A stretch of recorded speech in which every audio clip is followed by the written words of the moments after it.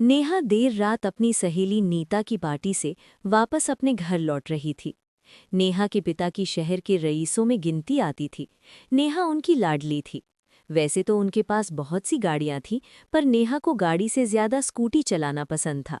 उसे जब भी मौका मिलता स्कूटी पर घूमने निकल पड़ती।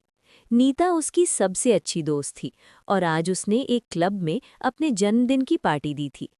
वैसे तो नेहा शराब नहीं पीती थी, पर नीता के ज्यादा बोलने पर उसने एक पेग पी ली। पार्टी के बाद नीता ने नेहा को उसके साथ कार में घर चलने को कहा। नेहा ने उसे ये बोलकर मना कर दिया कि उसे स्कूटी से ही घर जाना है। नीता से गले मिलकर नेहा अपने घर के लिए निकल पड़ी, इन सब से बेखबर कि आगे उसके साथ क्या होने वाला है। उस क्लब से नेहा का घर लगभग 1-1.5 घंटे की दूरी पर था।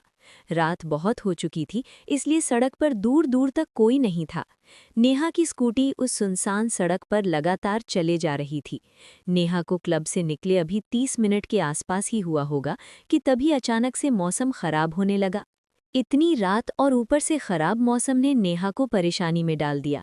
उसने स्कूटी की रफ्तार बढ़ा दी ताकि जल्दी घर पहुंच सके।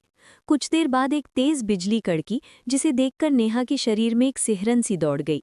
बिजली कड़कने के साथ ही बारिश भी शुरू हो गई।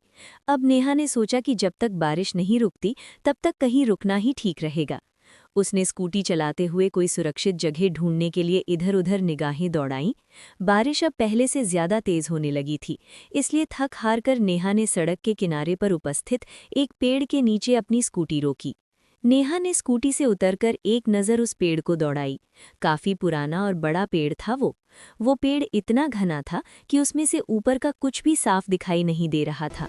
नेहा ने अपने घर फोन करने की सोचकर अपना मोबाइल निकाला, पर ये क्या, उसके फोन में नेटवर्क ही नहीं था।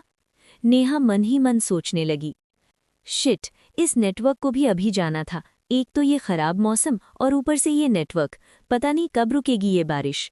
नेहा अपना मन बहलाने के लिए अपने मोबाइल पर गेम्स खेलने लगी। उसने कुछ देर ही खेला होगा कि तभी अचानक उसे एक फुसफुसाहट की आवाज़ सुनाई दी। उस आवाज़ ने नेहा को डरा दिया। उसने डरते हुए इधर-उधर देखा, पर वहाँ दूर दूर तक कोई नहीं था। नेहा ने सोचा कि ये उसका वहम है, इसलिए वो दोबारा अपने गेम में व्यस्त हो गई।